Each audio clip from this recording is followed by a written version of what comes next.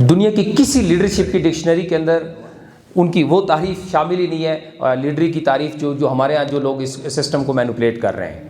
لیکن الحمدللہ یہ پاکستان عوامی تحریک کا اعزاز ہے، اور ڈاکٹر صاحب کی 35-40 سال کی سٹرگل ہے، ان کی ٹریننگ ہے، ان کی تربیت ہے، انہوں نے وہ سٹف کریٹ کیا ہے کہ وہ جب چاہے سمندر کے اندر ایک تلاطم پیدا کر سکتا ہے، سمندر کے اندر ایک طوفان پیدا کر سکتا ہے۔ یہ سٹف ہمارے پاس موجود ہے، اور یہ ہم نے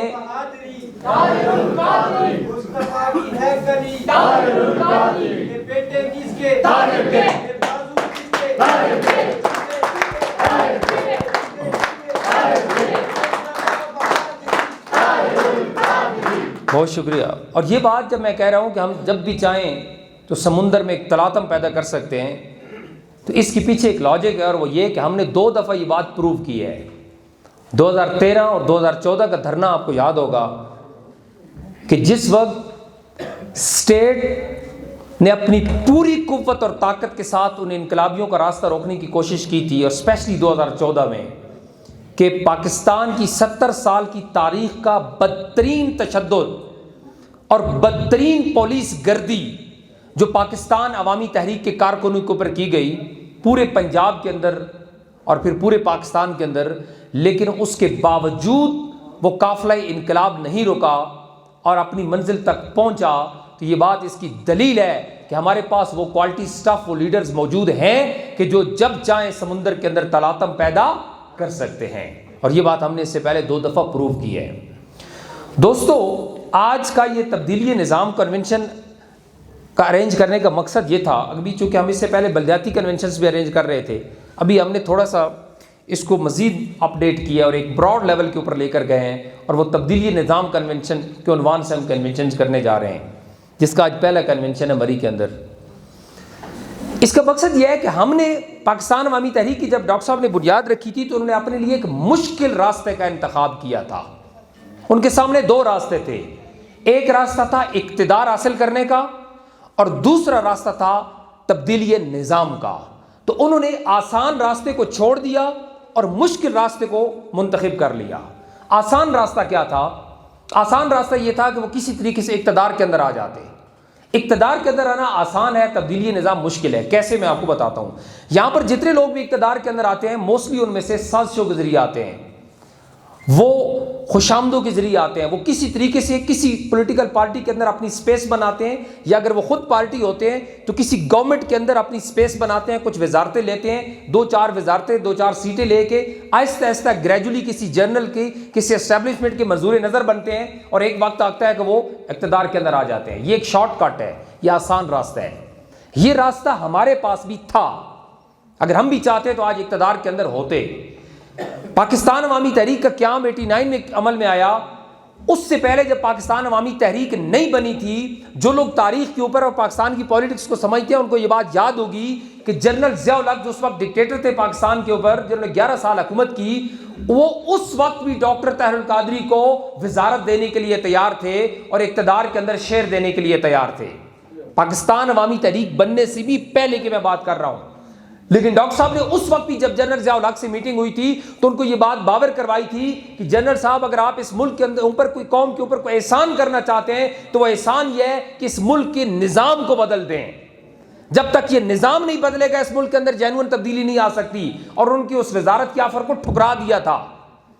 اور اگر اقتدار کا حصہ بننا کس کے راستہ ہم نے چننا ہوتا تو ہمارے پاس جنرل مشرف کے دور کے اندر بھی وہ آپشن موجود تھا۔ آپ سب کو یاد ہوگا 2002 کا جب الیکشن ہوا تھا تو وہ جو حصہ اس وقت متحدہ مجلس عمل کو ملا تھا، MMA کو، وہ شیئر ہمیں بھی دینے کے لیے تیار تھا، وہ سیٹیں ہمیں بھی دینے کے لیے تیار تھا کہ آپ سیٹیں لے لیں اور اقتدار کا ایسا بن جائے اور کاف لیگ کو آپ سپورٹ کریں۔ لیکن اس وقت بھی ہم اپنے اصولی موقف اور سٹینڈز کے اوپر کھڑے رہے تھے کہ جناب ہمارا 2-4 سیٹیں لے جانا یا 10-15 MLAs بنا لینا اور اقتدار کا حصہ بن جانے سے اس ملک اور قوم کے لیے کوئی خیر نہیں ہوگی، یہ قوم تو اسی طرح تباہ حال رہے گی۔ لہٰذا ہمارا مطالبہ اس وقت بھی ہے، جب جنرل مشرف سے ڈاکٹر صاحب کی میٹنگ ہوئی تھی تو انہوں نے بابانگے دونوں اس کو یہ بات بتائی تھی کہ جناب اگر آپ بھی اس ملک کے اوپر اور قوم کے اوپر کا احسان کرنا چاہتے ہیں تو آپ نظام بدل دیں۔ لیکن جنرل ضیاء کی طرح جنرل مشرف کا جواب بھی ہوئی تھا کہ اگر میں نظام بدل دیتا ہوں تو پھر میں اقتدار کے اندر کیسے قائم رہوں گا۔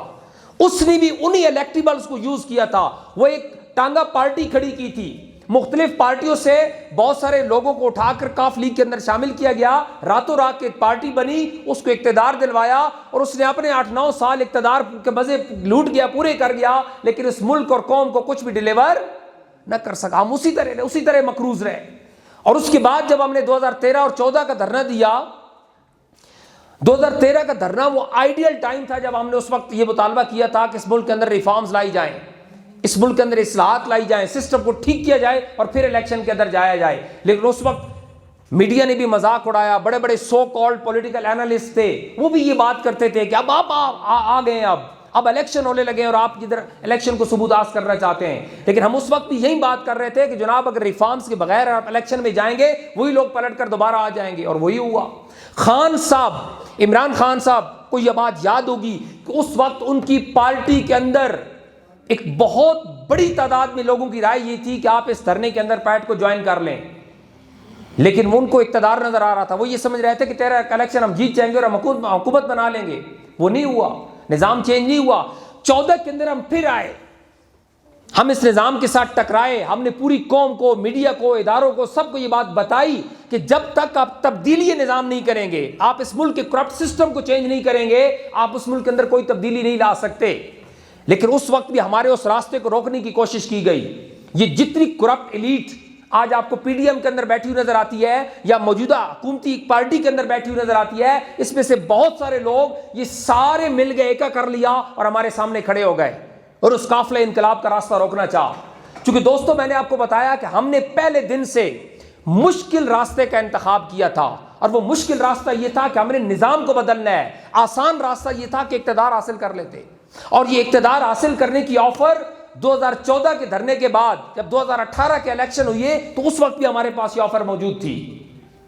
جو لوگ پولیٹیکل معاملات کو سمجھتے ہیں ان کو یہ بات اچھی طرح پتہ ہوگی کہ اس وقت بھی ہمیں یہ 4, 5, 10 سیٹیں دینے کے لیے تیار تھے کہ آپ یہ سیٹیں لے لیں, 2 وزارتیں لے لیں, پی ٹی آئی کو سپورٹ کریں, آپ ایسا بن جائیں.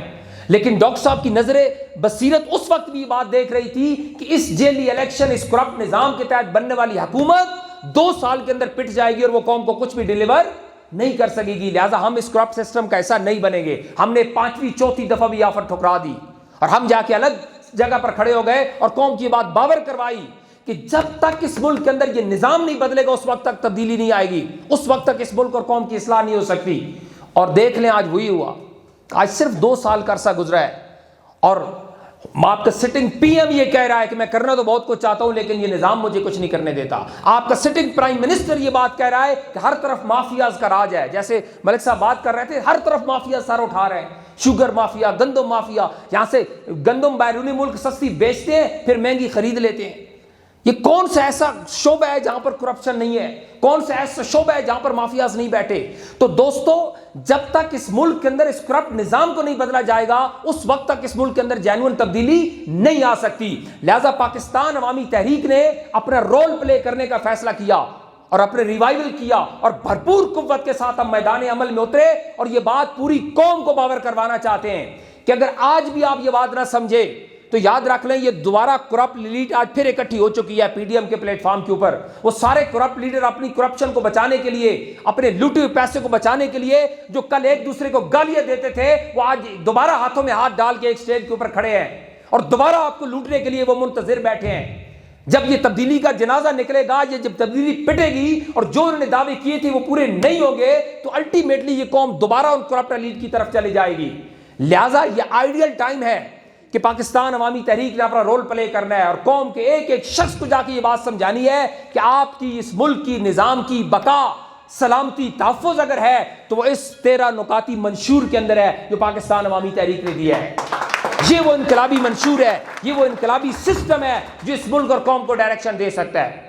اور وہ آپ کو منشور ابھی دیا گیا ہے, کچھ لوگوں کے سامنے آیا ہوگا, اس کو گھر جا کے پڑھیے گا اور لوگوں کو جا کے بتائیے گا کہ آپ کا انقلابی منشور کیا ہے, آپ میں اور باقی پارٹیوں کے اندر فرق کیا ہے, کیا وہ چیز ہے جو آپ بیان کرتے ہیں. ہم پارلیمانی نظام کی تبدیلی کی بات کرتے ہیں جیسے ملک اظہر صاحب بات کر رہے تھے.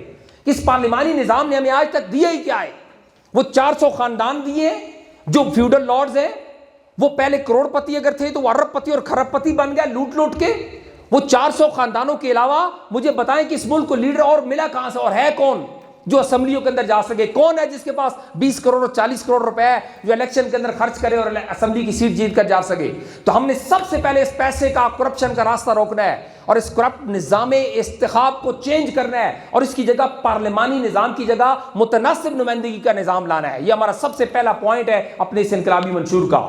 ہم نے اس ملک کے اندر نئے صوبوں کا قیام عمل میں لانا ہے۔ ہم نے 35 صوبوں کی بات کی ہے کہ دنیا کی جتنے ڈیولپ کنٹریز ہیں، آپ دنیا کے کسی ملک کی مثال اٹھا کے دیکھ لیں، آپ امریکہ کی بات کرتے ہیں، آپ فرانس کی بات کرتے ہیں، آپ ایران کی بات کریں، آپ ٹرکی کی بات کریں، آپ برطانیہ کی بات کریں، آپ دنیا کے جس ڈیموکریٹک کنٹری کی مثال لینا چاہتے ہیں لے لیں، اس کی ٹوٹل آبادی ہم نے لکھ دی ہے اس منشور کے اندر، اس کی آبادی کو پڑھیں اور اس کے صوبے پڑھیں کتنے ہیں۔ دنیا میں صرف کسی ایک ملک کی مثال دے دیں کہ جس کی آبادی 22 کروڑ اور 4 صوبے ہوں، لیکن یہ کرپٹ ایلیٹ یہ کبھی بھی یہ نہیں ہونے دیں گے، چونکہ ان کی مناپلی، ان کی وہ کنٹرول ختم ہوتا ہے اس سے۔ ہمارا دوسرا بڑا منشور، ہمارا دوسرا بڑا پوائنٹ 35 صوبوں کا قیام ہے۔ ہم ہر ڈویژن کو انشاءاللہ تعالی صوبہ بنائیں گے اور اس کے بعد